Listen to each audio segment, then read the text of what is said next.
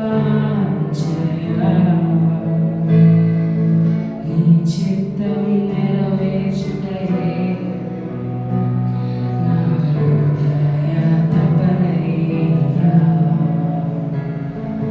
నా కొరకు అన్నీ చేయువాడా, చేసి ముగించువాడా, నా కొరకు అన్నీ చేయువాడా, చేసి ముగించువాడా, నా బరువు నా బాధ్యత, నా బరువు నా బాధ్యత, నీ పాద చెంత దించితిని, నీ పాద చెంత దించితిని.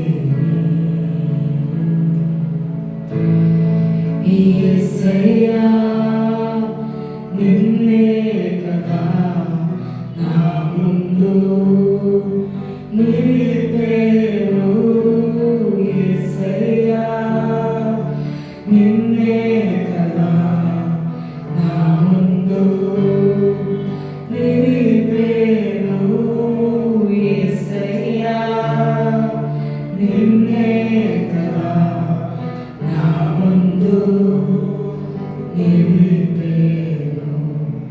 నీతోనే ఉండుటయే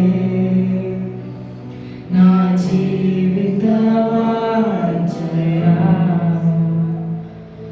నీ చిత్తం నెరవేర్చుటయే నా హృదయ తపనయ్యా.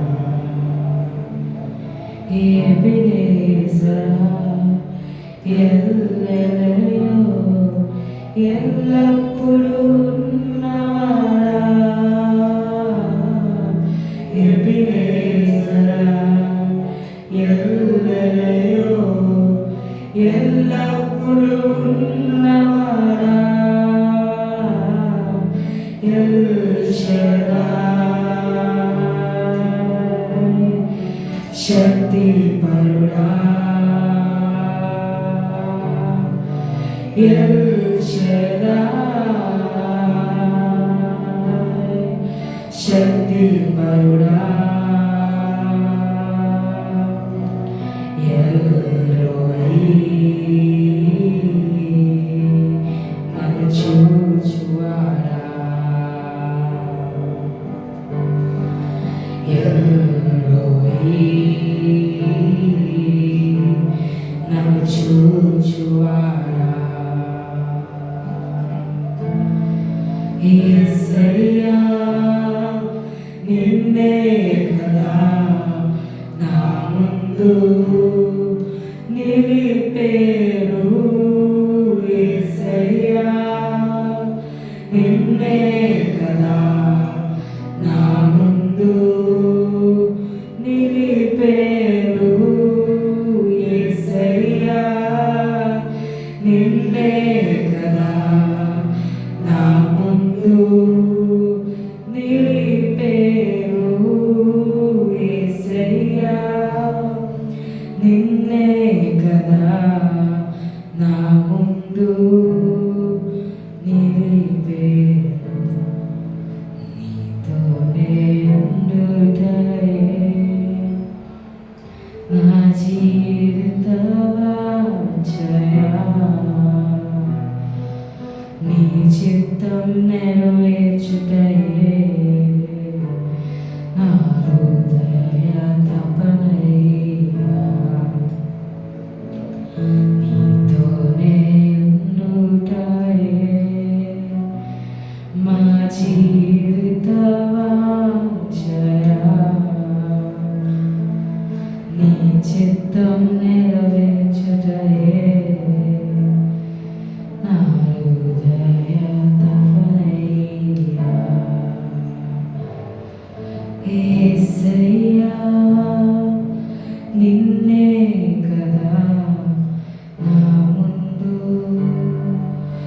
నిలిపేను యేసయ్యా, నిన్నే కదా మా ముందు నిలిపేను యేసయ్యా, నిన్నే కదా మా ముందు నిలిపేను, నీతోనే ఉండుటయే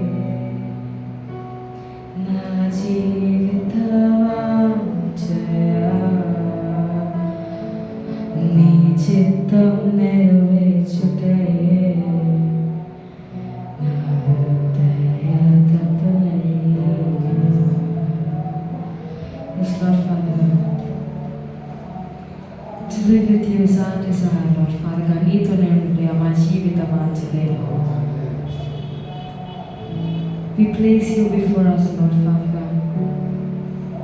Hallelujah, Lord Father God. Hallelujah. Our heavenly gracious Father, Lord, thank you, Jesus, for this wonderful day and opportunity that you have given to us, Lord Father God. Thank you, Lord Father God, for every little thing that you're doing in our lives. And thank you for every good thing that you have in store for us, Lord Father God. Lord, it is all the glory and honor, it is all the praise, Lord Father God. మా పట్ల చేస్తున్న ప్రతి ఒక్క కార్యాన్ని బట్టి నీకే కృతజ్ఞతాస్తుతులు దేవా. మా పట్ల చేస్తున్న మా పట్ల దాచిన ప్రతి ఒక్క కార్యాన్ని బట్టి నీకే కృతజ్ఞతాస్తుతులు. ఎటువంటి బాధలు, ఎటువంటి దుఃఖాలు మా హృదయంలో ఉన్న, మా జీవితాల్లో ఉన్న ప్రతి ఒక్కరిని తొలగించు దేవా. Destroy everything, Lord Father God. You delete all those things from our lives, Lord Father God. We give all the glory and honor, Lord Father God. In Jesus' name we ask and pray. Amen. ప్రార్థన చేసుకుని ఆరంభించుకున్నాం. సర్వశక్తుల సర్వాధికారి నిధిలో తండ్రి సమాధానకర్త నీకే కృతజ్ఞతాస్తుతులు చెల్లిస్తున్నాం. ఎవరైనా స్తుతించి నేను ఆరాధించిన వాక్యం ధ్యానిస్తుండగా నాతో మాతో మీరు మాట్లాడండి. నీ వాక్య అవగాహన, వాక్య ప్రత్యక్షం మమ్మల్ని నడిపించండి. ఇంతవరకు మా పట్ల మీరు చూపిన కృపను బట్టి, మీరు చేసిన ప్రతి మేలు, ప్రతి ఉపకారం బట్టి నీకే కృతజ్ఞతాస్తుతులు చెల్లిస్తూ యేసుక్రీస్తు పరిశుద్ధంగా ఉన్నాం ప్రార్థించి వేడుకుంటున్నాం తండ్రి. ఆమేన్.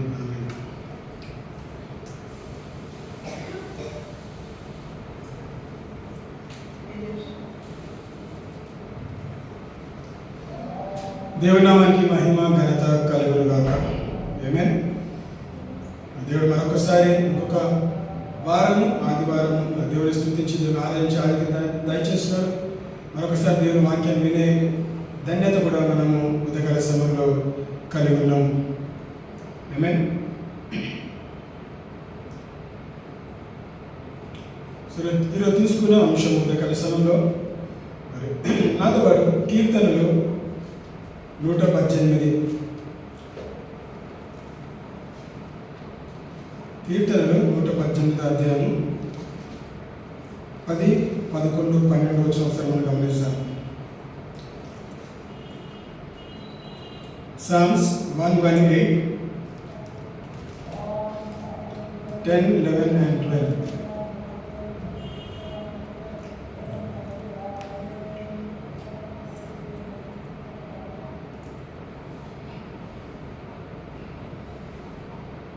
కీర్తనలు 118, 10 నుంచి 12 వరకు ఒకసారి మనం చదువుకుందాం. అన్యజనులందరూ నన్ను చుట్టుకొని ఉన్నారు. యెహోవా నామమును బట్టి నేను వారిని నిర్మూలము చేసేదను. నలుదిశములను వారు నన్ను చుట్టుకొని ఉన్నారు. యెహోవా నామమును బట్టి నేను వారిని నిర్మూలము చేసేదను. కందిరీగ వలె నా మీద ముసిరి ఉన్నారు. ముళ్ళు కాల్చిన మంట ఆరిపోనట్లు వారు నశించిపోయి యెహోవా నామమును బట్టి నేను వారిని నిర్మూలము చేసేదను. హల్లెలూయా. మరి ఇలా తీసుకున్న అంశం ఐ విల్ డిస్ట్రాయ్, నేను నాశనము చేసేదను. హల్లెలూయా. నిర్మూలము చేసేదను. ఐ విల్ డిస్ట్రాయ్ అన్న అంశము మనము ధ్యానిస్తాం. చదివిన 3 వాక్యాలలో కూడా ఐ విల్ డిస్ట్రాయ్ అని రాయబడ్డది. 3 సార్లు రాయబడితే అది ఖచ్చితంగా జరగాల్సిందే. ఎవరన్నాడు? ఐ విల్ డిస్ట్రాయ్ అంటే వ్యక్తిగతంగా నేను దాన్ని నిర్మూలన చేసేదను, లేదా నేను దాన్ని నాశనం చేస్తాను, ధ్వంసము చేస్తాను అన్న మాటని మనం ఉదయకాల సమయంలో ధ్యానిస్తాం. సో అదే అధ్యాయము 1వ వచనం నుంచి క్రమంగా మనం ధ్యానిస్తాం. కీర్తన 118వ అధ్యాయము 1వ వచనం నుంచి మనము గమనిస్తాం.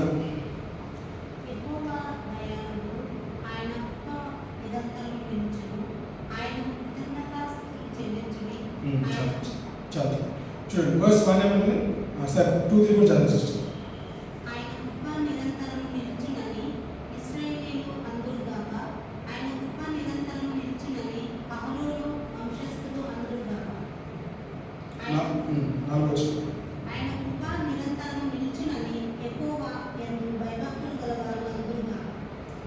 చూడండి, యెహోవా దయాళుడు, ఆయన కృప నిరంతరముండును. ఆయన కృతజ్ఞతాస్తుతులు, ఆయనకు కృతజ్ఞతాస్తుతులు చెల్లించును. ఏం చేయాలి? First thing we give thanks because God is good. ఇంకేమన్నాడు? For his mercies endures for ever.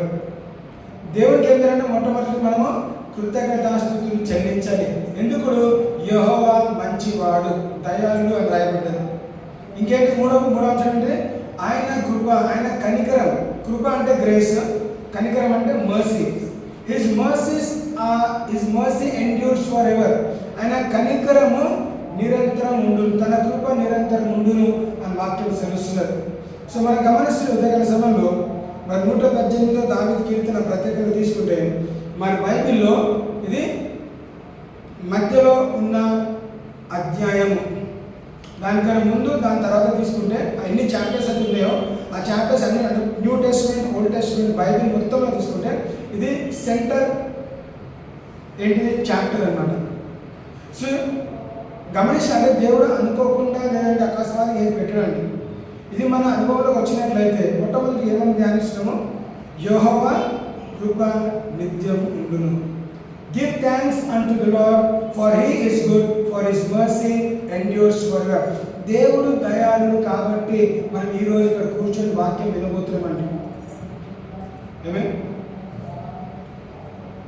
ఒక చిన్న చూడండి, దేవుడి గొప్పతనము, దేవుడి ప్రణాళిక ఎందుకు గుర్తు చేసుకోవాలంటే మనము సజీవులకు ఉన్నాం. ఏమే మరణించిన వారు ఎందరో ఉన్నారు. అనేక సంఘటనలో లేదా ఏదైనా ప్రణాళికతో ఏదైనా ఉద్దేశంతో చనిపోయి ఉండొచ్చు. నిన్న నైట్ మరి నాకు ఒక కాల్ వచ్చింది, నేను ఆన్సర్ చేయలేదు. ఎర్లీ మార్నింగ్ 5 o'clock ఒక కాల్ వచ్చింది. మా ఫ్రెండ్ కాల్ చేసినాడు. ఏమైందంటే మా చిన్ననాటి స్నేహితుడు చనిపోయినాడు. అంటే ఇది సూసైడ్ చేసుకుంటున్నాడు. సో మార్నింగ్ వెళ్ళి కేవలం దర్శించి మళ్ళీ రాగలంటే ఆదివారం రోజు దేవుని ఆరాధించాల్సిన సమయంలో మరి వార్త వచ్చినా కానీ దేవుడు నన్ను బ్రతికించినాడు. నా వయసే అండి, మా స్నేహితుడు, కలిసి తిరిగినాము, కలిసి పని చేసినాము. మరి అలాంటి వ్యక్తి పోయినప్పుడు మనము దుఃఖపడతాం ఖచ్చితంగా. కానీ దేవుడు మనల్ని బ్రతికించినట్లయితే ఎందుకు? ఆయన కృప నిత్యం ఉండును. తాను డిస్టర్బ్ చేసుకున్నా కానీ లేదంటే ఏదైనా ఏదైనా కానీ అంటే చుట్టుపక్కల ఏది జరిగినా కానీ, అందుకే ఇక్కడ వాక్యం రాక 2వ విషయం గమనిస్తే ఆయన కృప నిరంతరము నిలిచునని ఇశ్రాయేలు అందరూ గాక. ఎవరంటే ఇశ్రాయేలు అంటే దేవుని ప్రజలు, దేవుడు ఏర్పరచుకున్న జనాంగము కదా. 12 గోత్రాలు కలిపిన తర్వాత అంటే అబ్రాహాము, ఇస్సాకు, యాకోబు తర్వాత దేవుడు ఇశ్రాయేలు ప్రజల ద్వారా ఇశ్రాయేలు ప్రజల్ని ఏం చేశారంటే ఏర్పాటు చేసుకున్నారు అబ్రాహాము సంతానంగా. They are my people chosen generation అన్నాడు. సో ఏమని చెప్తున్న వాక్యము? ఇశ్రాయేలు ప్రజలు యెహోవా దయాళుడు, ఆయన కృప నిరంతరం ఉండును అందురుగాక. మనమే కదండి ఇశ్రాయేలు ప్రజలు అన్నది. దాని తర్వాత ఆయన కృప నిరంతరము నిలిచినని అహరోను వంశస్థులు అందురుగాక. ఒకవైపు ఇశ్రాయేల్ ప్రజలు అనాలి. ఇశ్రాయేల్ ప్రజల్లో నుంచి ఎవరిని ఏర్పాటు చేస్తాడు? అహరోను అంటే లేవి వంశాన్ని ఏర్పాటు ఎందుకు? అతి పరిశుద్ధ స్థలంలో వెళ్ళిన వారు కూడా యెహోవా దయాళుడు, తన కృప నిరంతరం ఉండునని ఎవరన్నారంట? అందరూ గాక మనము చెప్పాలి. ఎవరు? ఇశ్రాయేల్ ప్రజలు చెప్పాలి, ఏర్పరచుకున్న జనాంగం చెప్పాలి, అహరోను వంశస్థులు చెప్పాలి. 4వ వచనము, ఆయన కృప నిరంతరము నిలిచినని యెహోవా యందు భయభక్తులు గల వారు అందరూ గాక. ఎవరండి? దేవుని భయభక్తులు ఉన్న వాళ్ళం మనము ఈరోజు ఏం చేయాలంట? దేవుని కృప నిరంతరం ఉండును అని మనం అనాలి అంట. అనకపోతే నెరవేర్చబడదు. సో ప్రతిరోజు కూడా దేవా నీ కృపను బట్టి నేను ఈరోజు బ్రతుకున్నాను. గొడవలు జరుగుతాయి, జరిగినంత మాత్రాన ఉరేసుకొని చనిపోవాలని కాదండి, అది ఆన్సర్ కాదు. తప్పకుండా అధిగమిస్తాం, తప్పకుండా దాటుకుంటాం. బహుశా అన్యులకి నిరీక్షణ లేకపోవచ్చు, కానీ దేవుడు నీకు నాకు యెహోవా యందు భయభక్తులు కలిగిన వారికి దేవుని నిరీక్షణ ఉంది. కాబట్టి ఏం చేయాలంట? మనం తట్టుకొని నిలబడి దేవా నాకు సహాయం చేయి, నన్ను అధిగమించు, నన్ను దాటించి ఈ పరిస్థితి నుంచి అన్నట్లయితే మనం ఈరోజు సంఘంలో కూర్చున్న వారిగా ఉంచుకుంటాం. సమస్య వస్తాయని దేవుడు తెలుసండి, కానీ సమస్యకి పరిష్కారం కూడా దేవుని వాక్యంలో క్రైస్తవులుగా విశ్వాసుగా దేవుని అందు భయభక్తులు కలిగిన వారికి మనకి ఏం చేస్తుందంటే దేవుని వాక్యంలో నిరీక్షణ ఉన్నది, హోప్ అనేది ఉన్నది. ఎందుకు? ఆయన కృప నిత్యము ఉండును. దేవుడు దయాళుడు. నేను ఏ వ్యక్తి గురించి అయితే నేను చెప్తున్నానో ఆ వ్యక్తి ఈ చర్చ్ కన్స్ట్రక్షన్ అయ్యేటప్పుడు ఈ టైల్స్ వేసిన మా ఫ్రెండే. రైట్, ఈ టైల్స్ బయట ఎక్స్టెన్షన్, ఆ గేట్ దగ్గర స్లోపు, ఆ మేస్త్రి పని అంతా కూడా నా ఫ్రెండ్ చేయించినాడు ఇక్కడ ఉండి. తప్పకుండా అంటే చూడండి, దేవుని కృప ఉంది కాబట్టి ఈరోజు మనం దేవుని ఆరాధించినాము, దేవుని స్థుతించినాము, దేవుని వాక్యాన్ని ధ్యానిస్తున్నాము. మనం ఆయన కన్నా గొప్పవాళ్ళు లేకపోతే మంచివాళ్ళు లేకపోతే ఏం చెడుతారో చేయని చెప్పట్లేదండి. కేవలము ఆయన కృప నిరంతరం ఉండును. His mercies are everlasting. ప్రతి ఉదయకాలంలో ఆయన కృపతో నూతన కనికరంతో దేవుడు మనం ఏం చేశాడంట? మనల్ని ఆవరిస్తున్నాడు. We enter into a new day with new mercies. So నిన్న కలిగిన కృప, నిన్నటి కనికరము, నిన్నటి ప్రేమ అది పక్కన పెట్టేస్తే క్రొత్త కృప, క్రొత్త ప్రేమ, క్రొత్త నిరీక్షణతో మనం ఏం చేసినాం? ప్రతి ఉదయము మనము ఎంటర్ అవుతున్నాం. దాన్ని బట్టి మనము దేవుడికి కృతజ్ఞతాస్తుతులు చెల్లించాలి. ఆమేన్. 5వ వచనం, ఇరుకునందుడి నేను యెహోవాకు మొరపెట్టి తిని విశాల స్థలమందు యెహోవా నాకు ఉత్తరం ఇచ్చాను. I called upon the Lord in distress.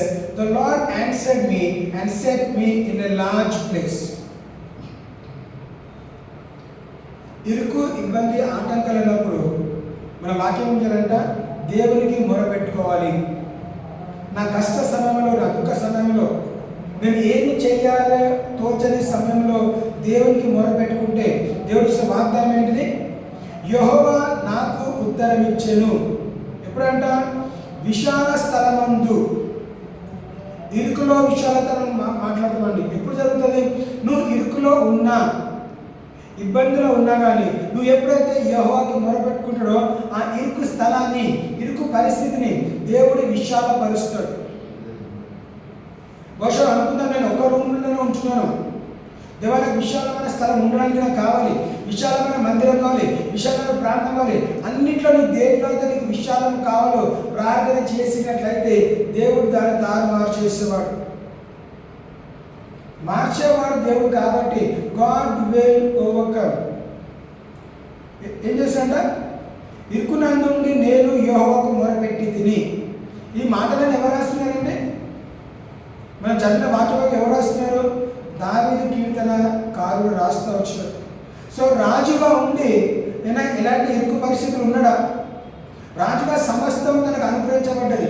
రాజ్యం ఉన్నది, భార్య పిల్లలు ఉన్నారు, పని వాళ్ళు ఉన్నారు, అన్ని ప్రతి దాంట్లో గెలిపిస్తూ వచ్చినాడు. కానీ ఏమన్నాడు, నేను ఇరుకు పరిస్థితిలో ఉన్నప్పుడు నేను నమ్మిన దేవునికి నేను మొరపెట్టుకున్నాను, ఆయన నాకు ఉత్తరం ఇచ్చినాడు. నాకేం చేశాడంట, నన్ను విశాల స్థలములో నన్ను నిలబెట్టినాడు. యెహోవా నా పక్షమున ఉన్నాడు, నేను భయపడను, నరులు నాకు ఏమి చేయగలరు. హల్లెలూయా. ఎవరైనా నా పక్షాన? యెహోవా నా పక్షాన ఉన్నాడు. God is on my side. The Lord is on my side. I will not fear. What can man do unto me? యెహోవా మొదటి ఏమన్నాడు? యెహోవా నా పక్షంలో ఉన్నాడు. రెండోది ఏంటిది? ఇప్పుడు రండిరా అనుకుంటా అనట్లేదు, నేను భయపడను. The Lord is on my side. I will not fear. నేను భయపడను. ఇప్పుడు చెప్తున్నాడు, నేను భయపడను కాబట్టి నరులు నన్ను ఏమి చేయగలరు. నరులు అంటే ఏం చేస్తారంట? మనల్ని నాశనం చేయడానికి రావచ్చు, చిచ్చులు పెట్టడానికి రావచ్చు, మనం మంచిగా బ్రతకడం వాళ్ళకి ఇష్టం ఉండకపోవచ్చు, చేతబడి చేయవచ్చు, మాంత్రికుల ద్వారా వెళ్ళవచ్చు.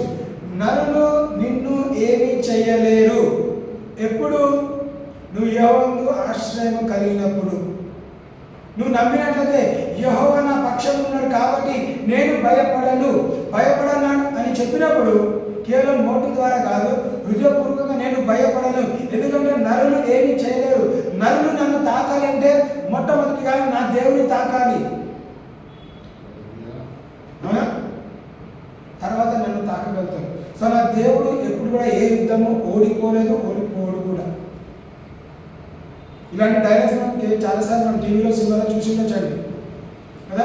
నా ఫ్యామిలీని తాకకముందు హీరో ఏమంటాడు? నన్ను తాకంటాడు. అంటే ఏంటిది? ఆ హీరో ఆ ఫ్యామిలీకి అడ్డుగా నిలబడినట్లయితే హీరో బ్రతకొచ్చు, ఓడిపోవచ్చు, ఇంకేమైనా కావచ్చు కదా. మనం చాలాసార్లు పిల్లలకి నేర్పిస్తారు, Jesus is my super hero. రాజులకు రాజు, ప్రభులకు ప్రభు, హీరోలకి హీరోగా ఉన్న యేసుక్రీస్తు దేవుడు ఏమన్నాడు? నేను నీకు అండగా నిలబడతాను. The Lord is for you, is not against you. యెహోవా నీ పక్షంలో ఉన్నాడు కాబట్టి the Lord is for me, I will not fear. What can man do unto me? నరుడు నన్ను ఏమీ చేయలేరు. హల్లెలూయా. 8వ వచనం, మనుషులను నమ్ముకొనుట కంటే, హల్లెలూయా, మనుషులను నమ్ముకొనుట కంటే యెహోవాను ఆశ్రయించుట మేలు. రాజులను నమ్ముకొనుట కంటే యెహోవాను ఆశ్రయించుట మేలు. నువ్వు రాజుని నమ్ముకోవాల్సిన అవసరం లేదు, మనుషులని లెక్క చేయాల్సిన అవసరం లేదు. It is better to trust in the lord than to put confidence in man. It is better to trust in the Lord than to put confidence in princes and kings. Amen. ఇది మనకు తెలిసిన వాక్యం. మనం ప్రతి ఆదివారం వచ్చేది గుర్తు చేసుకోవడానికి, తెలియని విషయాలు తెలుసుకోవడానికి. ఏదైనా ఒకసారి మనం చూడండి, ఒకసారి చెప్తే వినకపోతే ఏం చేస్తాం? పదే పదే చెప్తాం. ఎందుకు? వాళ్ళ బుర్రకి ఎక్కాలి కాబట్టి. టీచర్స్ లేకపోతే స్కూల్స్లో, కాలేజెస్లో మనము రిపీట్ చేపిస్తూ ఉంటాం, రివిజన్ చేపిస్తూ ఉంటాం. చెప్పిందే ఒకసారి చెప్తూనే ఉంటాం. ఎందుకు? రిపీటెడ్గా చెప్తూ ఉంటే నేర్చుకుంటాం కాబట్టి. సో అదే మాట రాయబడిన ట్రస్ట్ ఇన్ ద లార్డ్ గురించి మాట్లాడుతున్నట్లయితే, మనుషుల పైన ఆధారపడకండి. రాజు ఏంటంటే నీ గవర్నమెంట్ పైన ఆధారపడకు. నువ్వు ఎవరైతే నీకు సహాయం చేస్తారని నువ్వు అనుకున్నావో నువ్వు వాళ్ళపైన ఆధారపడు. సహాయం చేయొచ్చు, చేయకపోవచ్చు, కానీ నేను నీకు సహాయం చేయవాడను నేనే, ఆదుకోవడం వాడను నేనే. నీ కష్ట సమయంలో, దుఃఖ సమయంలో, నీ ఇరుకులో నేను విశాలత కలిగించేవాడని నేనే. నరులు నిన్ను నాశనం చేయడానికి వస్తుంటే నీ అడ్డుగోడగా నిలబడవాడని నేనే. కేవలం ఏం చేయాలంట? మనము తనకి మొరపెట్టుకోవాలి. ఎందుకు మొరపెట్టుకోవాలి? యెహోవా దయాళుడు కాబట్టి. టైంపాస్కి చేయలేదండి. ఇఫ్ యు కాల్ అంటూ పర్సన్, మనకి ఏదైనా ఇబ్బంది జరిగింది అనుకోండి, లేదంటే ఎమర్జెన్సీ, మనకి ఫిజికల్గా మనకి ఏదైనా ఎమర్జెన్సీ కావాలంటే ఏం చేస్తాము? మనకున్న లిస్ట్లో ఎవరు పిలుస్తామండి? ఈ పరిస్థితిలో నాకు ఎవరు సహాయం చేయగలుగుతారో మనకు వారికే కాల్ చేస్తాం, అందరికీ చేయం. ఫైనాన్షియల్ కానీ, లేదంటే హాస్పిటల్లో కానీ, లేదంటే ఏదైనా ఎమర్జెన్సీ అనుకో, ఏదైనా కానీ ఎమర్జెన్సీలో మనం అందరికీ కాల్ చేయము. చేస్తే వెంటనే నన్ను ఆదుకోగలుగుతాడు అన్న వారికే మనము కాల్ చేస్తాం. సో మనకున్న ఎమర్జెన్సీలో మనం ఎవరికి కాల్ చేయాలి? విశ్వాసులుగా, దేవుని బిడ్డలంగా మొట్టమొదటిగా మనము ఏం చేయాలంట? దేవునికి మొరపెట్టుకోవాలి. దేవుడు నరులను పంపిస్తాడండి. హాస్పిటల్ అడ్మిట్ చేయడానికి దేవుడు దిగిరాడండి. అంబులెన్స్ బుక్ చేయడం గురించి ఏం చేస్తుంట? నువ్వు ఎవరిపైనా ఆధారపడతావు వాళ్ళని ప్రేరేపించి వాళ్ళని నడిపిస్తూ ఉంటాడు. సో ఏం చేసినాడు? నరుల పైన ఆశ్రయించుట, మనుషులను నమ్ముకొనుట కంటే యెహోవాను ఆశ్రయించుట మేలు. రాజులను నమ్ముకొనుట కంటే యెహోవాని ఆశ్రయించుట మేలు. మరి మొదటి వర్షం నుంచి 9వ వర్షం వరకు కూడా మనము దేవుని గురించి తెలుసుకుంటా ఉన్నాం. తన ప్రేమను బట్టి, తన కృపను బట్టి, తన దయాలను తెలుసు. గాడ్ ఈజ్ గుడ్ అని తెలుసు. Give thanks unto the lord అని తెలుసు. దేవునికి కృతజ్ఞతాస్తుతులు చెల్లించండి. ఎందుకు? యెహోవా దయలు, ఆయన కృప నిరంతరం ఉండదు. ఎందుకు ఉంటుందంటే తన కృప? ఎందుకంటే ఇరుకులో విశాలత కలిగించేవాడు. ఎప్పుడు తన కృప నాకు నిరంతరం ఉంటుంది? నువ్వు ఎప్పుడైతే దేవుని దృష్టి నుంచి, మనుషుల దృష్టి నుంచి దేవుని వైపు నీ దృష్టి మరలుతుందో, అంటే నేను మనుషులని నమ్మను, నా దేవుడిని నమ్ముతాను. నేను గవర్నమెంట్ ఇచ్చే స్కీమ్స్ పైన నేను డిపెండ్ కాను, దేవుడు ఇచ్చే ప్రొవిజన్ పైన డిపెండ్ అవుతాను. నీ రేషన్ కార్డు వైటో బ్లింకో కాదండి, నీ రేషన్ కార్డు వాక్యంలోనే ఉంది. ఈ కార్డుని మనం వాడినట్లయితే నీ కొట్లలో సమృద్ధైన ధాన్యం ఉంటుందని దేవుని వాక్యంలో ఆల్రెడీ రాయబడ్డది. సో ఈరోజు గవర్నమెంట్ కదా నీకు పింక్ కార్డు ఇవ్వచ్చు, గ్రీన్ కార్డు ఇవ్వచ్చు, వైట్ ఏదైనా కార్డ్స్ ఇవ్వచ్చు. వాళ్ళు నిర్ణయిస్తున్నారు మన స్తోమత ఉన్న స్థాయి బట్టి. కానీ దేవుడు ఆల్రెడీ నిర్ణయించినాడు. ఏమడు? నేను యెహోవా ఈరే, నేను నీకు సమకూర్చే దేవుడిని.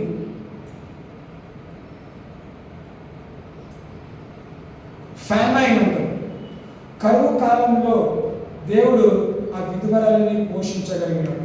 కరువు కాలంలో కదా ఎలైజాకి పోషించగలిగినాడు.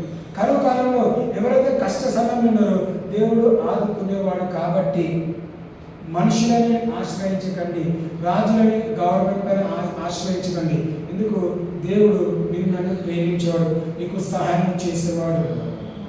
చూడండి 10వ వచనం గమనిస్తారు. అన్యజనులందరూ నన్ను చుట్టుకొని ఉన్నాను, యెహోవా నామమును బట్టి నేను వారిని నిర్మూలము చేసేదను. బట్ చూడండి, all nations compass me about, but in the name of the Lord I will destroy. ఏమైనా అంశం తీసుకుని మీరు ఉదయకాలంలో ఐ విల్ డిస్ట్రాయ్. రైట్? నీ వ్యక్తిగత జీవితంలో, నీ కుటుంబ జీవితంలో, నీవు ఉన్న ప్రాంతంలో, పరిస్థితిలో ఏదైనా డిస్ట్రాక్ట్ ఏంటంటే నాశనం చేయటము. నాశనం చేయటం అనగానే మనం 10 మంది వెళ్ళి నాశనం చేయడం కాదండి. మొట్టమొదటిగా నాలో ఏదైతే ఉందో మనము దాన్ని నాశనం చేయాలి. అనారోగ్యం ఉందా? నాశనం చేయాలి. బలహీనతలుగా నాశనం చేయాలి. దేవుడు నీకు నాకు అధికారం ఇచ్చాడండి. ఆ అధికారం చూడండి, వాక్యం ఏమంటున్నది? దేవుడు నాశనం చేస్తాను రాయబడ్డది ఇక్కడ. ఏమంటున్నాడు? అన్యజనులందరూ నన్ను చుట్టుకొని ఉన్నారు, యెహోవా నామమును బట్టి నేను, అంటే ఎవరు? నేను నువ్వు వాక్యం చదివితే నీవు, నేను వాక్యం చదివితే నేను. నీ కొరకు ఎవరు దిగి రావట్లేదు నాశనం చేయడానికి. నీకు వాక్యం ఇచ్చాడు, అధికారం ఇచ్చాడు. ఇప్పుడు నువ్వు అధికారాన్ని వాడుకోవాలి. నువ్వు వాక్యం చదివినట్లయితే, వాక్యం ధ్యానిస్తావు, అంతేమైంది నా గురించి రాయబడ్డది. నేను ఏం చేయాలంట? I will destroy. యెహోవా నామం చూడండి, నీ సొంత నామం వల్ల నువ్వు ఏం చేయలేము, మనం ఏం చేయలేము. On your own name we cannot do anything but in the name of the Lord. కానీ యెహోవా నామమును బట్టి నేను నిర్మూలన చేసేదను. ఏం నిర్మూలన చేస్తావు? ఏం డిస్ట్రాయ్ చేయాలి? నీకు ఏదైతే వద్దో నువ్వు దాన్ని నాశనం చేయాలి. మనం చాలాసార్లు ఇల్లు చదువుతూ ఉంటాం. చదివినప్పుడు ఏం చేస్తాము? అవసరమైన వస్తువులన్నీ తీసి అమ్మేస్తాం, లేదంటే కాల్చి పారేస్తాం. అవునా కదా? చెత్త చెదారం అంతా తీసుకొని. సో మన వ్యక్తిగత జీవితంలో, మన జీవితంలో ఎలాంటి చెత్త ఉన్నట్లయితే ఏంటి అంటే మనము డిస్ట్రాయ్ చేయాలి. మనల్ని మనము పరిశుద్ధపరచుకోవాలి, మనల్ని మనం క్లీన్ చేసుకోవాలి, మనల్ని మనం చెక్ చేసుకోవాలి. ప్రతిరోజు ఇల్లు చదవమండి, నెలకో 3 నెలలకో పండుగలకో మనం క్లీన్ చేసుకుంటున్నాం. సో క్లీన్ చేసేప్పుడు తప్పకుండా కొంత చెత్త వస్తుంది. మనం ఏం చేస్తాము? కాల్చి పారేస్తాము, నాశనం చేస్తాం. సో మన వ్యక్తిగత జీవితంలో ప్రతిరోజు కూడా మన వాక్యం అనుసరిగా పరిశీలించుకున్నప్పుడు వారం కొలది వారం మనం బలలో పాల్పంచుకుంటున్నాం. ఏం చేయాలంట? దేవా, నీ రక్తం బట్టి, నీ గాయం ద్వారా నాలో ఏదైతే అపవిత్రం ఉందో, అంటే ఉండకూడనేది ఉన్నదో ఏం చేయాలంట? నాశనం చెయ్యి మనం అడగాలి. ఏమైనా దావి మహారాజు అంత గొప్పవాడు, అయితే నాకు మంచి శక్తి ఉన్నది, నేను మంచి యుద్ధం చేయగలుగుతాను, నేను ఇప్పటిదాకా ఎలాంటి యుద్ధం ఓడిపోలేదు, కాబట్టి నేను ఎవరినైనా ఎదుర్కోగలుగుతాను, ఎవరినైనా చంపగలుగుతాను. ఇప్పుడు నా నామం చాలు, దేవుని నామం అవసరం లేదు చూడ.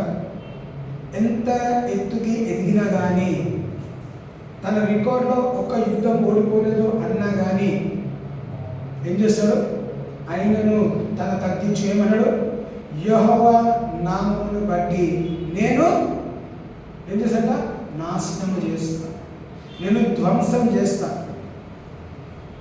దాని రూపురేఖలు లేకుండా చేస్తా. అందుకే వాక్యం చాలాసార్లు గమనిస్తే, మీరు ఎవరైనా శత్రు దగ్గరికి వెళ్తే మీరు నాశనం చేయండి, వాళ్ళ దగ్గర నుంచి మీరు ఏం తెచ్చుకోదంటున్నాడు. తెచ్చుకున్నప్పుడు దేవుని ఉగ్రతకి లోనైన వాళ్ళు ఉన్నారు. సో దేవుడి దృష్టి ఏంటిది? డిస్ట్రాయ్ అన్నప్పుడు కంప్లీట్ డిస్ట్రక్షన్. నాశనం చేయమన్నప్పుడు కంప్లీట్గా నాశనం చేయాలి. కొంచెం ఉంచుతా అంటే మనం ఇంకా నశించుకుంటాం. నిన్ను పంపిస్తే కంప్లీట్గా నాశనం చేయాలి. అందుకే 10వ వచనంలో రాయబడి 11వ వచనంలో కూడా నలుదిశలను వారు నన్ను చుట్టుకొని ఉన్నారు, యెహోవా నామమును బట్టి నేను వారిని నిర్మూలము చేసేదను. ఒక వచనం రాసి సరిపోదా? 2వ వచనం అంటే 11వ వచనం కూడా ఏమాట రాయబడ్డది? కన్ఫర్మ్ చేసుకుంటున్నాడు. ఫస్ట్ ఏమన్నాడు? అన్యజనులు అందరూ. అయిపోయిందా? ఇంకేంటిది? ఒక సైడ్ నుంచి కాదంట, నలుదిశల నుంచి, అంటే తూర్పు, పడమర, ఉత్తరము, దక్షిణ, అన్ని దిశలుగా ఎవరు వస్తున్నారు? శత్రువులు నాశనం చేయడానికి వస్తున్నారు. కానీ దావీదు మహారాజు ఏమన్నాడు? ఆయనను కానీ యెహోవాను బట్టి, ఎవరు? యెహోవా నామమును బట్టి నేనేం చేశానంట? నిర్మూలము చేసేదను, నేను నాశనం చేస్తా. ఎవరి నామంలో? యెహోవా నామములో. 12వ వచనం మళ్ళీ, కందిరీగ వలె నా మీద ముసిరి యున్నారు, ముళ్ళు కాల్చిన మంట ఆరిపోనట్లు వారు నశించిపోయి, యెహోవా నామమును బట్టి నేను వారిని నిర్మూలము చేసేదను. నలుదిక్కలు ఉన్నారంట. దిక్కులు అంటే చాలా దూరం దూరం అనుకుందాం. కందిరీగలు అంటే ఏంటిది? లైక్ బీస్, they compass me about like బీస్. కందిరీగలు ఎక్కడ ఉంటాయండి? ఎక్కడో ఉండవు, మన చుట్టే ఉంటాయి. యాక్చువల్గా కందిరీగలు ఎక్కడ ఉండాలి? పువ్వులు ఎక్కడ ఉంటాయో అవి దగ్గరే ఉండాలి. ఎందుకు? తేనె తీసుకుంటాయి కాబట్టి. Bs are honey bees. So మన చుట్టూ తిరుగుతున్నానంటే ఏంటిది? నీలో ఏదో శ్రేష్టమైన ఉంది కాబట్టి నీలో చేయాలంట అది తాగడానికి, అంటే నీ దగ్గర తీసుకోవడానికి వస్తున్నారు. సో నీలో ఏమున్నదండి? రక్షణ అనే బహుమానం మనలో ఉంది కాబట్టి అపవాది ఏం చేస్తాడంట? కందిరీగలాగా నీ చుట్టే తిరిగి నీలో ఉన్న రక్షణని ధ్వంసం చేయడానికి నీ దగ్గరికే వస్తాడు. కానీ దేవుడు రాకుండా ఆపట్లేదండి. బహుశా అనుమతించిన అనుకుందాం, అనుమతించిన నిన్ను ఏమి చేయలేడు. హల్లెలూయా. ఆయనను యెహోవా నామమును బట్టి నేను నిర్మూలము చేసేదను, నేను నాశనం చేసేదను, నేను ధ్వంసం చేసేదను. 10, 11, 12 కూడా అదే మాట రాయబడ్డది.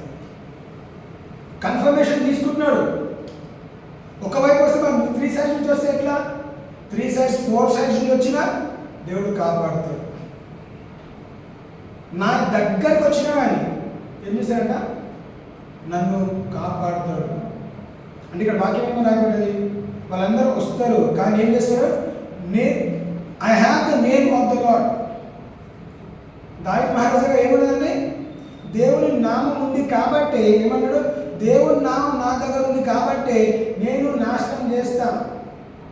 దేవుని నామాన్ని తను ఎక్కడ పొందుకున్నాడు?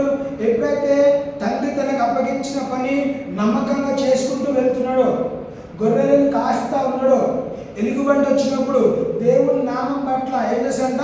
ఎలుగుబంటిని చీల్చాడు, సింహాన్ని చీల్చాడు. ఆ గొర్రెల కాపరిగా గొర్రెలను కాపాడుకోగలిగినాడు. ఆ యెహోవా నామం ఏం చేశాడంట? తన దగ్గరే దాచుకున్నాడండి. ఏం చేశాడు? హృదయమైన పలక మీద యెహోవా నామము రాయబడ్డది. అదే నామంతో తన తండ్రి అప్పగించి ఇంకొక పని ఏంటిది? అన్నవాళ్ళు యుద్ధానికి వెళ్ళినారు, యుద్ధంలో ఎలా ఉన్నారో చూసిరా, వాళ్ళ ఆకలి అవుతుందేమో, ఇంకో కొన్ని రొట్టెలు తీసుకొని వెళ్ళు, ఇచ్చేసి రా అన్నాడు. దావీదు ఏం చేయాలి?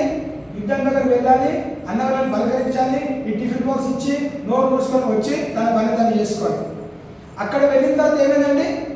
వేరే సీన్ చూస్తున్నాడు. ఏం చూసినా అక్కడ?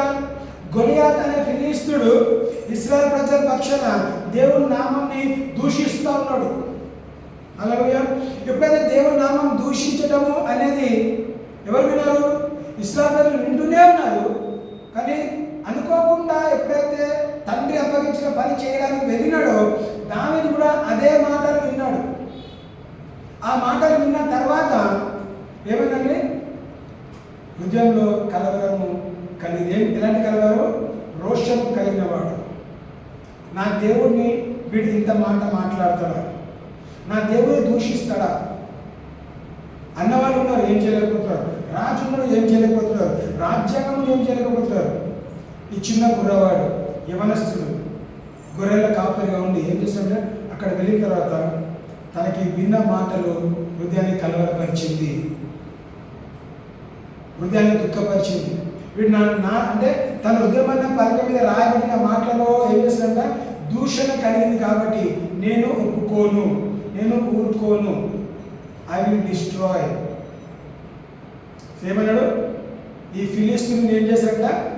సైన్యములకు అధిపతి యెహోవా నామములో నేను వాడిని నాశనం చేస్తా. ఎవరితో చెప్తున్నాడు?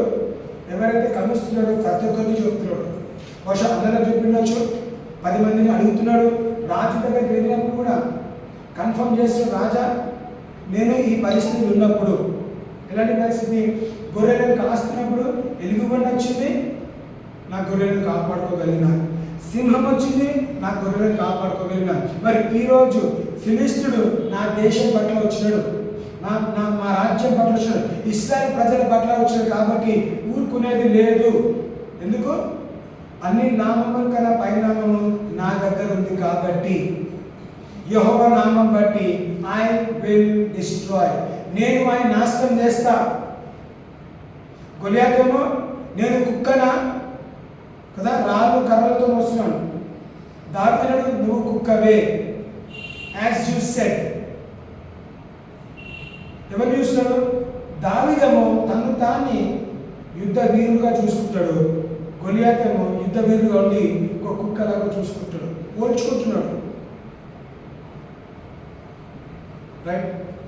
సో ఇక్కడ ఏమో గుర్తు చేస్తే వాక్యము, యెహోవా నీ పక్షాన ఉన్నాడు కాబట్టి. ఏమేం?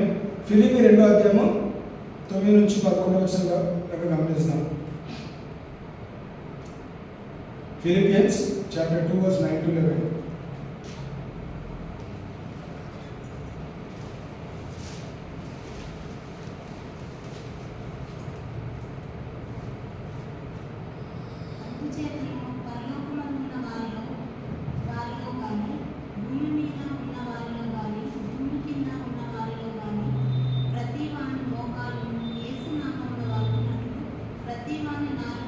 తండ్రి అయిన దేవుని మహిమార్థమే యేసుక్రీస్తు ప్రభువును ఒప్పుకొని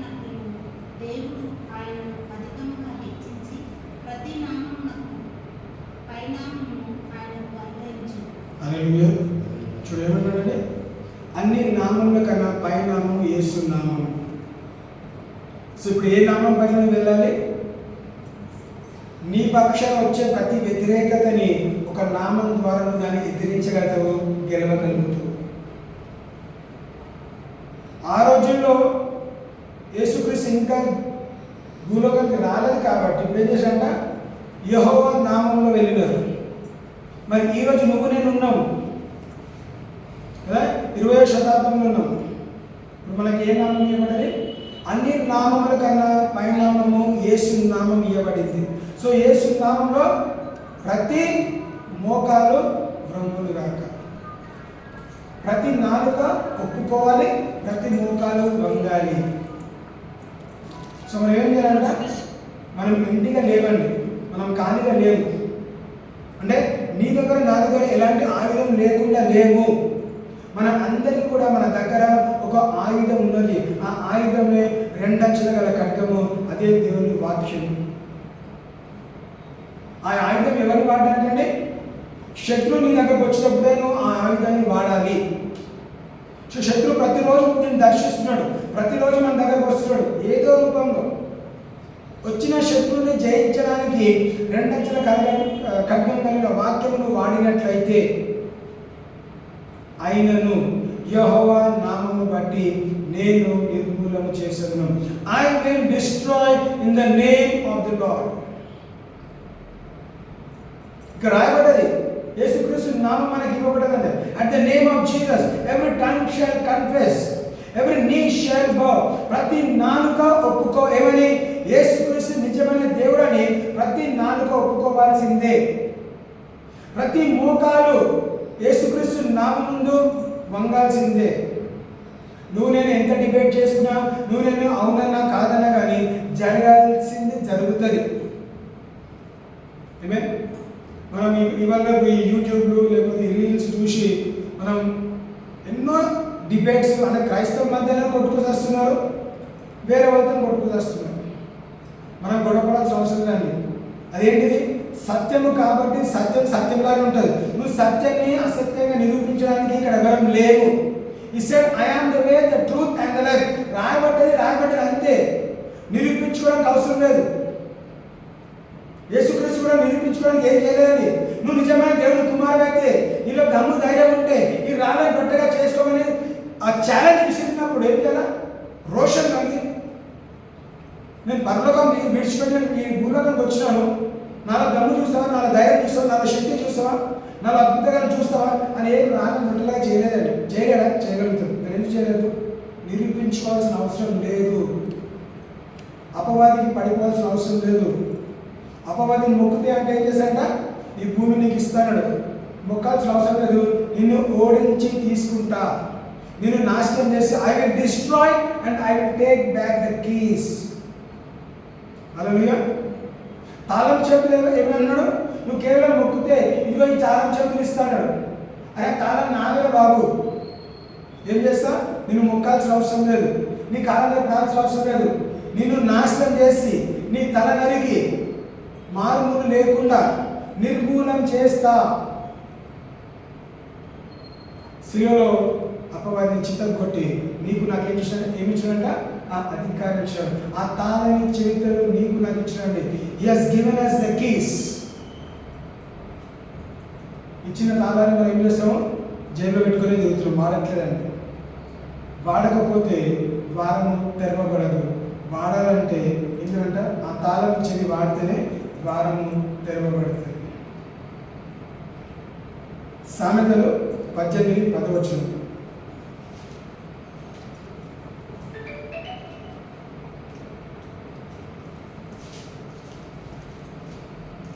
సామెతలు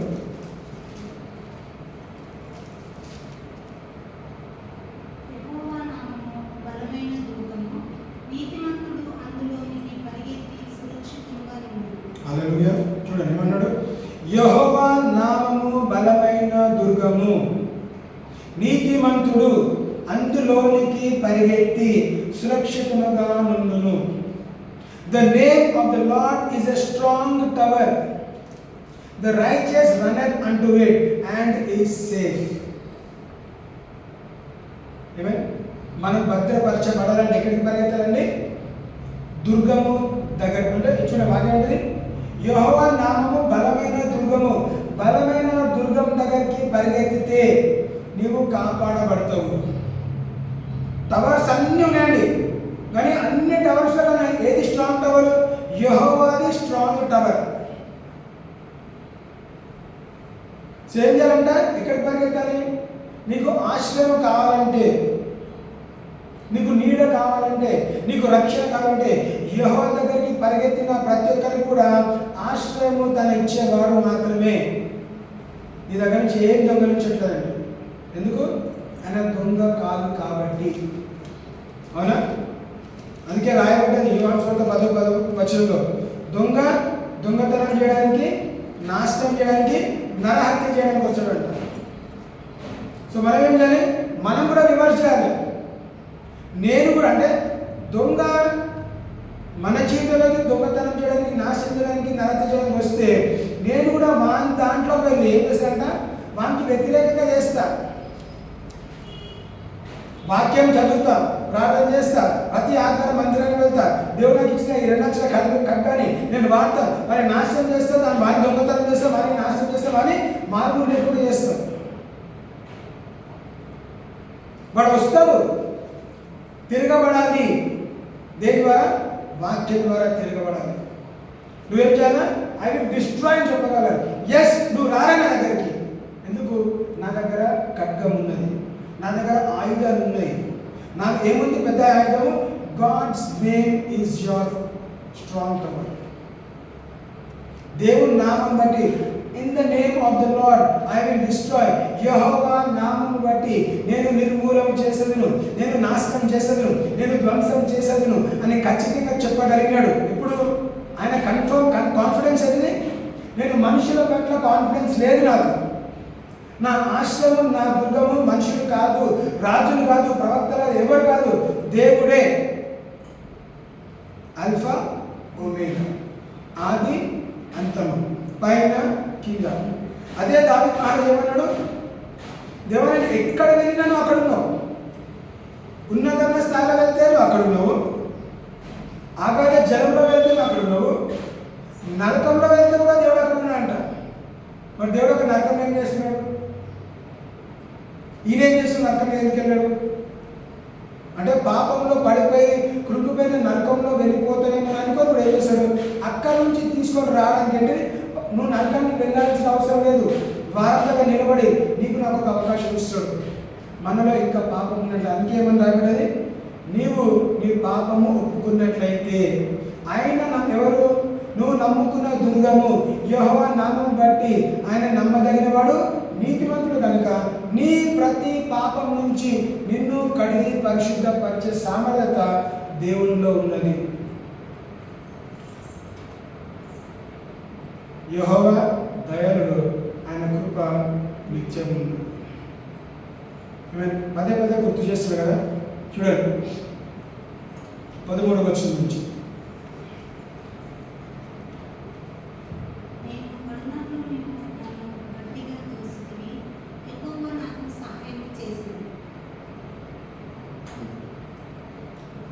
ఎందుకంటే వాడు గట్టిగా దోషినంట. ఎవరు? అపవాది.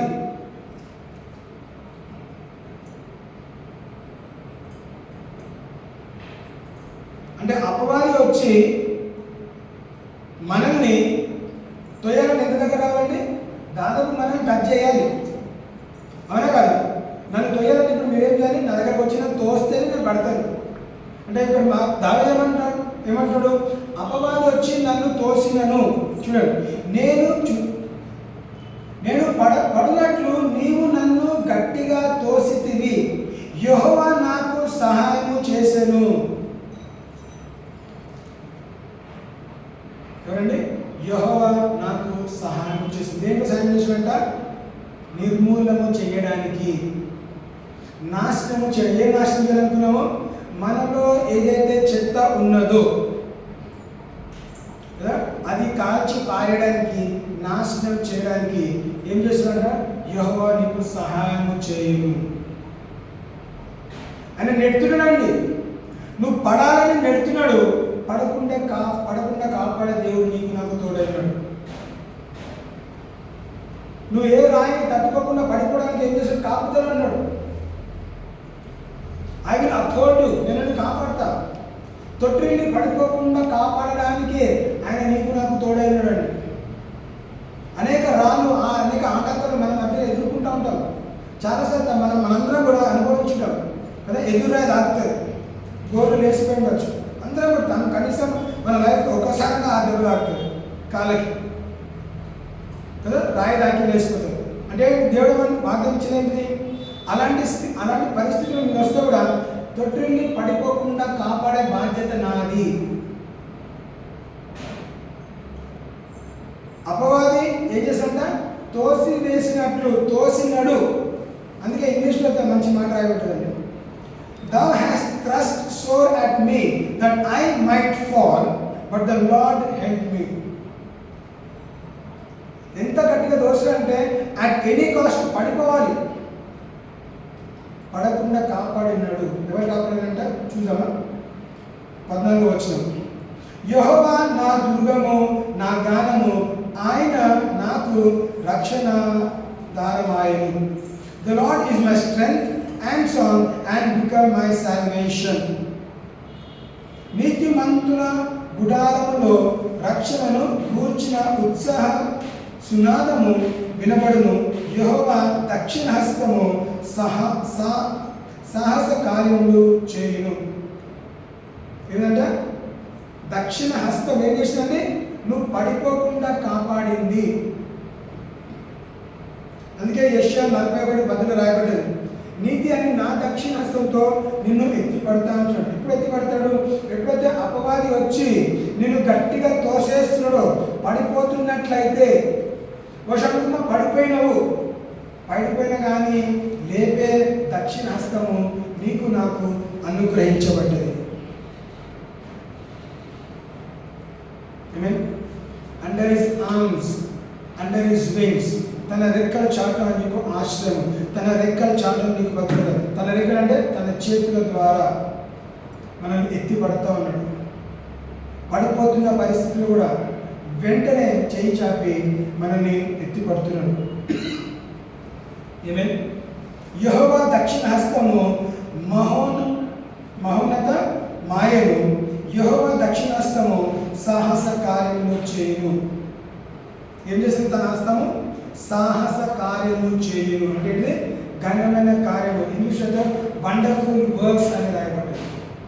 వండరస్ వర్క్స్, అద్భుత కార్యాలు, సూచక క్రియలు తన దక్షిణ హస్తము చేయబోతుంది. ఎక్కడండి? పరలోకంలో కాదండి. నీ కొరకు నా కొరకు అద్భుతాలు సూచక క్రియలు చేయడానికి నీ వెంటనే ఉన్నాడు. అంటే ఏంటిది? దేవా, నేను నీకు ఒక అవకాశం ఇవ్వాలి. అపవాది నాశనం చేయడానికి వస్తున్నాడు, నిన్ను తోసేస్తున్నాడు, నువ్వు పడిపోవాలి, పడకుండా కాపాడుతున్నాడు. ఏంటంటే తన నీతి అనే దక్షిణ హస్తంతో. హల్లెలూయా. చూడండి ఇక్కడ చదవండి 15, 16. యెహోవా దక్షిణ హస్తము మహోన్నత మాయను, యెహోవా దక్షిణ హస్తము సాహస కార్యము చేయును. నిర్మూలన చేస్తా అనేది ఇదే అధ్యాయంలో 3 సార్లు రాయబడ్డది. దేవుని హస్తం గురించి కూడా 3 సార్లు రాయబడ్డది. అంటే ఏంటిది? ప్రతిసారి నువ్వు ఎప్పుడైతే యెహోవా నామమును బట్టి నేను నిర్మూలన చేస్తా అంటున్నావో అప్పుడు ఏమిటంట? ఆ ప్రయాసంలో, ఆ ప్రయత్నంలో భవిష్యత్తు పడిపోతున్నావేమో, తన హస్తముని వెనుకాలే ఉంది పడిపోకుండా పట్టుకోవడానికి. యెహోవా హస్తము మన పైన ఉందునుగాక. ఆమేన్. 17. నేను చావను, సజీవుడనై యెహోవా క్రియలు వివరించదను. హల్లెలూయా. I will not die, but I will live to declare the wonderful works of God. ఆ మాట ఎందుకు రాసిందండి? దానికన్నా ముందు ఉన్న వచనాలన్నీ గమనిస్తే, చుట్టుముట్టెను, నలుదిక్కుల నుంచి వచ్చారు. ఎవరు? అపవాది ఎన్ని ప్రయత్నాలు చేసినా, 2వ వచనం నుంచి 16వ వచనం వరకు కూడా వాడు ఎన్ని ప్రయత్నాలు చేసినా కానీ దేవుడు వాగ్దానం ఇస్తూనే ఉన్నాడు. కాబట్టి ఇప్పుడు ఏమంటున్నాడు? ఇప్పుడు భరోసా వచ్చింది, నమ్మకము కలిగింది. ఇప్పుడు ఏమన్నాడు? నేను ఇక చావను. ఎందుకు చావను? ఎందుకంటే మహా గొప్ప కార్యం చేసే హస్తము వలననే నేను లేవనెత్తబడినాను కాబట్టి నేను చావను. నేను బ్రతికి దేవుడు నా పట్ల చేసే కార్యం నేను ప్రకటిస్తాను, నేను వివరణిస్తాను. సో మనం మీద బ్రతుకున్నట్లయితే ఏమని చెప్పాలి? మనము నేను బ్రతుకున్నానంటే ఇంతకుముందు చెప్పినాను, మనం దేవునికి కృతజ్ఞతాస్తుతులు చెల్లించాలి. I have to declare the wonderful works of God. ఎందుకు బ్రతుకున్నాము? మన ఆస్తులు అంతస్తులు చూపెట్టుకోవడానికి కాదండి, మన ఫిజికల్ ఫిట్నెస్ చూపెట్టుకోవడానికి కాదు, మన అందచందాలు చూపెట్టుకోవడానికి కాదు. ఎందుకు బ్రతుకున్నాము? యెహోవా గొప్ప కార్యము ప్రకటించడానికి. యెహోవా గొప్ప కార్యములు చేసేదని నేను ఉత్సాహస్తుతి గానం చేసేదను.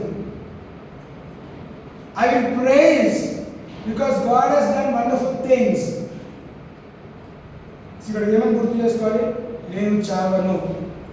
ఎంత భయంకరమైన రోగం వచ్చినా, నువ్వు చివరి శ్వాసలో ఉన్నా కానీ, వెంటిలేటర్ మీద ఉన్నా కానీ, డాక్టర్స్ నాతో కాదు అన్నా కానీ, నీ చివరి మాట ఏముండాలి? నేను చావను, నేను బ్రతుకుతాను, దేవుడు నా పట్ల చేసిన గొప్ప కార్యాన్ని నేను ప్రకటిస్తాను. నీ ఆయుష్ పొడిగించబడుతుంది.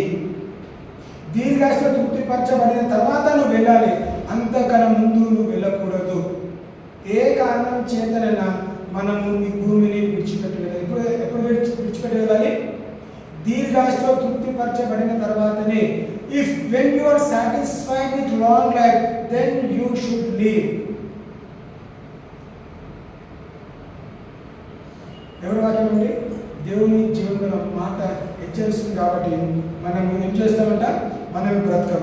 ఇప్పుడు ఎందుకు బ్రతుకుతామో రీజన్ అడగండి. చూడండి, యెహోవా నన్ను కఠినముగా శిక్షించను గాని ఆయన నన్ను మరణమునకు అప్పగించలేదు. హల్లెలూయా. మనం ఎందుకు బ్రతుకున్నాము? Why are we living today? ఎందుకు చనిపోలేదని అనుకున్నాం? యాక్సిడెంట్ కాలేదు కాబట్టి, లేదా సూసైడ్ చేసుకోలేదు కాబట్టి, లేకపోతే ఇంకేదైనా రీజన్ కాలేదు కాబట్టి. మరి ఇక్కడ వాక్యం ఏమంటున్నది?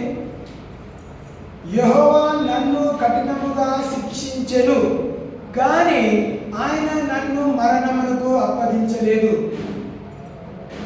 యెహోవా నిన్ను మరణానికి అప్పగించలేదు కాబట్టే నువ్వు ఇక్కడ ఉన్నావు, నేను ఇక్కడ నిలబడ్డా. మరణానికి అప్పగిస్తే 6 ఫీట్ల లోపల ఉండేవాళ్ళు. అప్పగించలేదు కాబట్టి ఈరోజు మనం వాక్యాన్ని ధ్యానించగలుగుతున్నాం. ఎప్పుడు అప్పగిస్తాడు? దీర్ఘాయుష్తో తృప్తిపరిచిన తర్వాతనే దేవా నువ్వు నన్ను మరణానికి అప్పగించు, నువ్వు నన్ను పిలుచుకో అంటాం. అంతవరకు ఏం చేస్తాడంట? తన దక్షిణ హస్తము పడిపోకుండా కాపాడుతూ ఉంటుంది, లేపడానికి తన హస్తము చాపి ఉంటాడండి. The righteous right hand of God is upon your life. ఇప్పుడు పైన క్రింద చుట్టూ తన హస్తము ఆవరించింది. నలుదిక్కుల నుంచి శత్రువు వస్తే నలుదిక్కుల కాపాడుతున్నాడు. వాడు ఎక్కడి నుంచి రా? నేను చూసుకుంటా, నేను నిలబడతా. ఏమే చూడండి 23వ వచనం. అది యెహోవా వలన కలిగినది, అది మన కన్నులకు ఆశ్రయము. ఈ మాట చాలాసార్లు ఎక్కడ చూసామండి? గృహప్రవేశమైనప్పుడు, లేదంటే పెళ్లి పేరంటలో మనము ఈ వాక్యాన్ని వాడుతూ ఉంటాం. This is the Lord's doing, it is marvellous in our eyes. What is the Lord's doing? అది యెహోవా వలన కలిగిన. ఏది కలిగినది? యెహోవా వలన ఏం కలిగిందండి? ఇంత 18వ వచనం చదివాము. మరణము నుంచి తప్పించినడు. అవునా కదా? మరణాన్ని అప్పగించలేదు కాబట్టి నా కళ్ళకి ఏమైందంట? ఇది యెహోవా వలన, అది యెహోవా వలన కలిగినది. ఏది? మరణానికి అప్పగించనిది యెహోవా వలన కలిగినది కాబట్టి ఏం చేస్తుంట? మన కళ్ళకు ఆశ్రయము.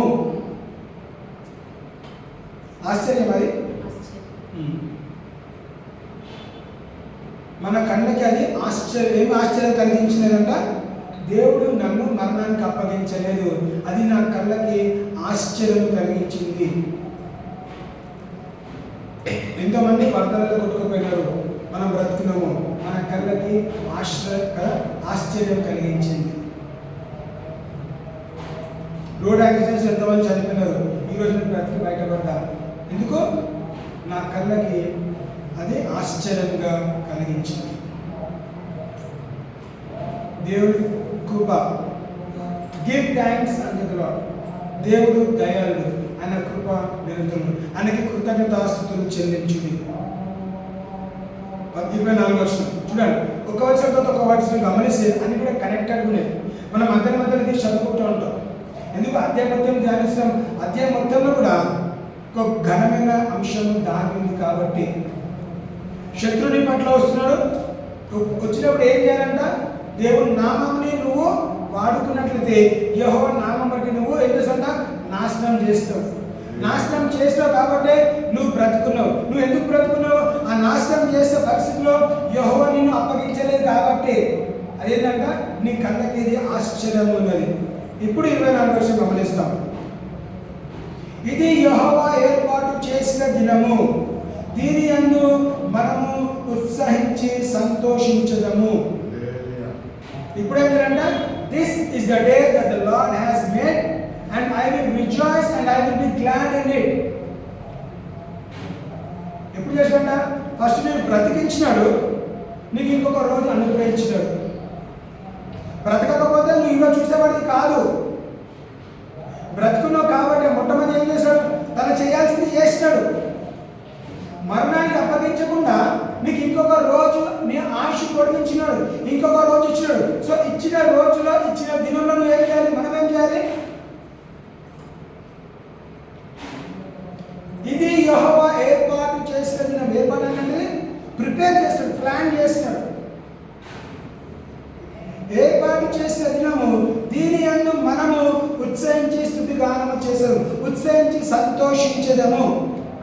I will be glad and I will rejoice because this is the day that the Lord has done. ఏర్పాటు చేసిన దినంలో మనం దేవుని స్తుతించి ఆరాధించాలి. సో దేవుడు కదా మొట్టమొదటి అంటే రోజు గవర్నమెంట్ ఇచ్చిండొచ్చు, ఎవరైనా ఇచ్చిండొచ్చు. వారానికి ఒక రోజు మనం సంఘంలో కూడి ఏర్పాటు చేసిన దినంలో దేవుని స్తుతించి దేవుని ఆరాధించటము ఏంటంటే I will rejoice and I will be glad in this. So ఏర్పాటు చేసిన దినం ఏం చేస్తాము? దేవుని మందిరానికి వచ్చినాం కాబట్టి మనం స్తుతి గానము చేసాం, మనము సంతోషించదము. ఇంకేమన్నాడు? ఈ సంతోషకరమైన వర్తమానం తర్వాత చివరి ఏంటంట 29వ వచనం గమనిస్తాం. యెహోవా దయాళుడు, ఆయన కృప నిరంతరము నిలుచుచున్నది, ఆయనకు కృతజ్ఞతాస్తుతులు చెల్లించుడి. ఏమని చెప్పింది ముందు? దేవుడు ఆది అంతమై ఉన్నాడు. సో ఇదే అధ్యాయంలో మొదటి వచనం ఏ విధంగా ఆరంభించబడ్డదో చివరి వచనం కూడా అదే విధంగా ముగించబడ్డది. ఆరంభంలో అంతం ఏం రాబడ్డది? యెహోవా దయాళుడు, ఆయన కృప నిరంతరం ఉండును, ఆయనకు కృతజ్ఞతాస్తుతులు చెల్లించుడి. ఏం చేయాలంట? ఆయన దయాళుడు, ఆయన కృప నిరంతరుడు, యెహోవాకు కృతజ్ఞతాస్తుతులు. ఎప్పుడు చేయాలంట? ఆదిలో అంతంలో. మనకి 24 గంటలు ఇవ్వబడ్డదండి. ఈ 24 గంటలలో ఏ విధంగా విభజించబడ్డది? దినము, పగలు, రాత్రి. ఏఎం ఇంకా పిఎం అంటాం కదా. పగలు రాత్రిగా ఏమైందంట? ఒక దినము విభజించబడ్డది. సూర్య హస్తం నుంచి సూర్యం ఉదయించే వరకు కూడా, సన్ రైజ్ నుంచి సన్సెట్ వరకు కూడా వాక్యం ఏం రాబడ్డది? I will praise the Lord. అంటే from the beginning of the day, రోజు మొదలైనప్పటి నుంచి రోజు గడిచేంత వరకు కూడా, ఫస్ట్ మినిట్ నుంచి 24 అవర్స్ ముగించేసే వరకు కూడా ఏమిటంట? దేవుని కృప నీతోనే ఉన్నది. Ever lasting mercy. EM stands for ever lasting mercy. AM ఉంది, పిఎం ఉంది, మధ్యలో ఏమిటంట? Ever lasting mercy. ఆయన కృప నిరంతరం. ఎప్పుడు నిరంతరం అంటే యుగాయుగాలకి ప్లస్ ప్రతి క్షణము, ప్రతి నిమిషము, ప్రతి గంట, ప్రతి రోజు, ప్రతి వారము, ప్రతి నెల, సంవత్సరాల కొలది నిరంతరము ఆయన కృప, ఆయన కనికరము నిలబడి ఉన్నది. ఎందుకంటే ఆయన దయాళుడు కాబట్టి. He is good. Give thanks. కృతజ్ఞతాస్తుతులు చెల్లించండి. లేని దాన్ని పక్కన పెట్టండి. ఉన్న దాంట్లో దేవుడికి కృతజ్ఞతాస్తుతులు చెల్లించండి.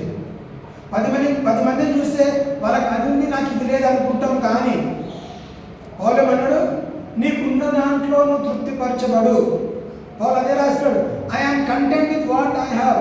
నాకున్న దాంట్లో నేను తృప్తిపరచబడ్డాను, నాకు తృప్తి ఉన్నది. నా జేబులక్ష్మి కావలేకపోయినా కానీ. యోహాను, పేతురు ఎక్కడికి వెళ్ళారండి? దేవుని మందిరానికి వెళ్ళినప్పుడు అక్కడ అడుక్కునేవాడు, కుంటివాడు ఏమైనా డబ్బులు ఇస్తారా అని చూస్తున్నాడు. వాళ్ళ చేతిలో ఏమన్నది? మా దగ్గర బంగారము వెండి ఏమీ లేదండి. ఏముందంట? యేసుక్రీస్తు నామం మా దగ్గర ఉంది. In the name of Jesus Christ of Nazareth rise up and walk. యెహోవా నామమును బట్టి నువ్వు లేచి నడువు. నువ్వు డబ్బులు ఆశిస్తున్నావు, నీకు ఇవ్వడానికి మన దగ్గర లేవు.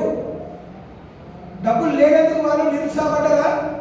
అదే కనీసం బిచ్చగాడికి వేయడానికి కూడా మా దగ్గర డబ్బులు లేవు, వానికన్నా ఘోరమైన బిచ్చగాని నేను అనుకోలేదండి. ఆస్తులు అంతస్తులు వాళ్ళ దగ్గర లేవు. వాళ్ళు ఏం సంపాదించినారు?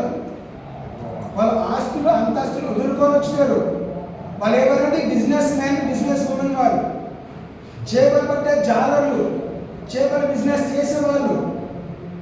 వాళ్ళు దోణలు వదులుకున్నాడు, బలలు వదులుకున్నాడు, చేపలు వదులుకున్నాడు. ఈయన వెంబడించినారు. ఏం వెంబడించి ఏం సంపాదించినారు? నామం సంపాదించినారు. నామంతో అద్భుతాలు, సూచక క్రియలు చేయగలిగినారు. పేతురు నీడ పడితే స్వస్థతలు జరిగినాయి. తన వస్త్రం ముట్టుకున్న వారు స్వస్థతలు జరిగినాయి. కర్చీఫ్ ముట్టుకున్న వారు స్వస్థతలు జరిగినాయి. వాళ్ళు ఏం సంపాదించినారు? డబ్బు సంపాదించారు. వెండి బంగారం మా దగ్గర లేదు, కానీ యెహోవా నామమును బట్టి నువ్వు లేచి నడు. దేవుడు నీకు నాకు అదే అధికారం ఇచ్చాడు, అదే శక్తి సామర్థ్యత ఇచ్చినాడు. వాడుకోవాల్సిన బాధ్యత మనది. ఆ రోజు శిష్యులు వాడినారు, అద్భుతాలు చూస్తారు. ఇప్పుడు అనేక మంది దైవజనులు వాడుతున్నారు, అద్భుతాలు చూస్తారు. నీవు నేను కూడా గొప్ప దైవజనులు అవ్వాల్సిన అవసరం లేదండి. మామూలు వ్యక్తి అనుకున్నా, నువ్వు ఒక చర్చ్ మెంబర్ అనుకున్నా కానీ నీలో నాలో ఈక్వల్ సామర్థ్యత ఉన్నది, ఈక్వల్ అభిషేకం ఉన్నది. మనం దాన్ని వాడే పద్ధతి మనకి తెలుసుకొని ఉండాలి, మనం వాడగలగాలి. సౌలు చుట్టూ పెద్ద సైన్యం ఉన్నదంట. అంత పెద్ద సైన్యంలో దావీదు ఎక్కడికంట తన వస్త్రాన్ని ముట్టుకొని వస్త్రం చెక్కు కత్తిరించేంత దగ్గర వెళ్ళినాడు.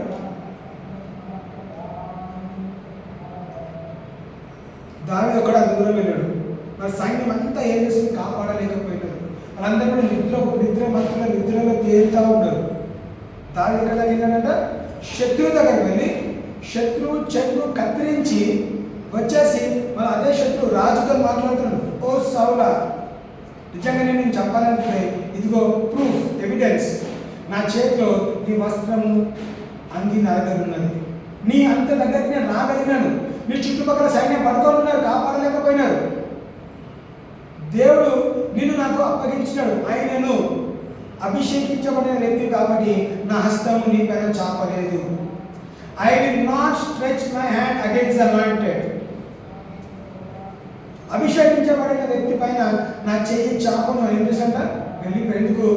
దేవుడు అభిషేకించాడు, దేవుడు చూసుకుంటాడు. సో మనం ఎవరిని కూడా తప్పు పడాల్సిన అవసరం లేదు, ఎవరితో డిబేట్ చేయాల్సిన అవసరం లేదు, ఎవరితో నిరూపించుకోవాల్సిన అవసరం లేదు. రైట్? చివరి ఒక మాట చూసి మనం గమనించుకుందాం. ద్వితీయోపదేశ కాండము 27వ అధ్యాయము 1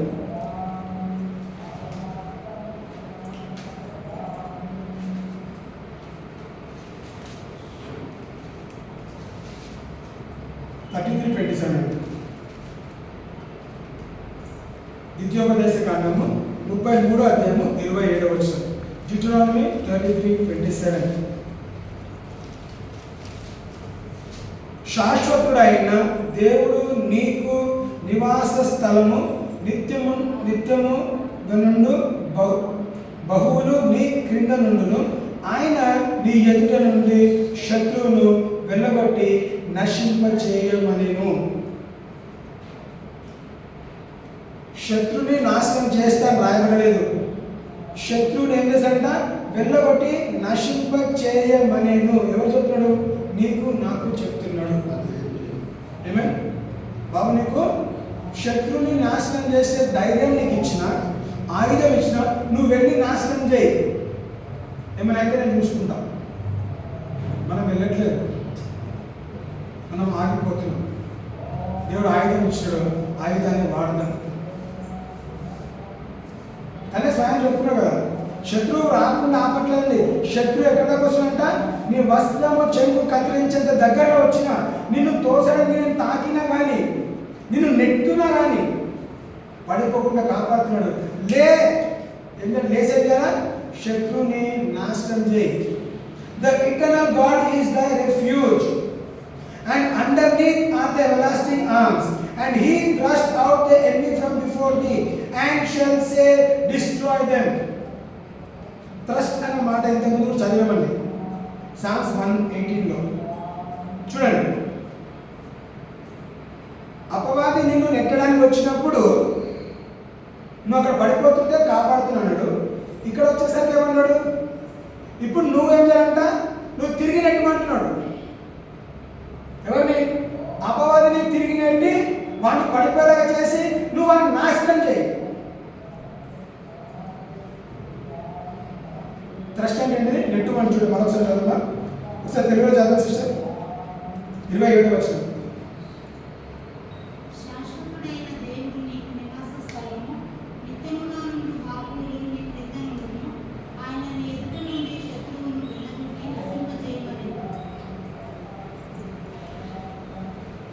28 చదవండి.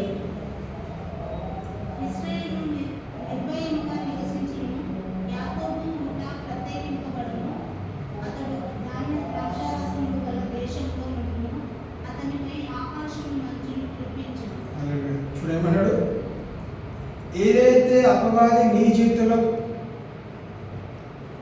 ఆపుతున్నాడో దేవుడు దాన్ని ఏం చేస్తాడ? మొదట నాశనం చేయమన్నాడు. 28లో వచ్చిన ఏమంటున్నాడు? Israel then shall dwell in safety alone. అలాగే ఇశ్రాయేలులో నిర్భయముగా నివసించును, యాకోబు ఊట ప్రత్యేకింపబడును. అతడు ధాన్య ద్రాక్ష రసము గల దేశములో నుండును, అతనిపై ఆకాశము మంచును కురిపించును. ఆకాశ ద్వారాలు తెరవబడును గాక, ఆకాశం నుంచి మంచు కురువును గాక. ఎందుకంటే ధాన్యము మొలకెత్తడానికి. అపవాది ఆపడానికి లేదండి. అపవాదిను అనుభవించకుండా ఎర్ర సముద్రం అడ్డగా ఉండొచ్చు, యోర్దాను నది అడ్డుగా ఉండొచ్చు, అరణ్యం ఉండొచ్చు. ఆయనను యెహోవా నామమును బట్టి నేను నాశనం చేస్తా, నిర్మూలం చేస్తా. శత్రువుని నాశనం చేయమని దేవుడికి అధికారం ఇచ్చినప్పుడు నాశనం చేయకుండా ఇంకా ఎందుకు మనం కూర్చున్నాం? అరైజ్, లేచి మనము ఎందుకంట నాశనం ఎవరిని? శత్రువుని నాశనం చేసే అధికారము దేవుడు మనకి అనుగ్రహించను. హల్లెలూయా. మరి దేవుడు కొద్ది మాటల్ని దీవించును గాక. ఆమేన్.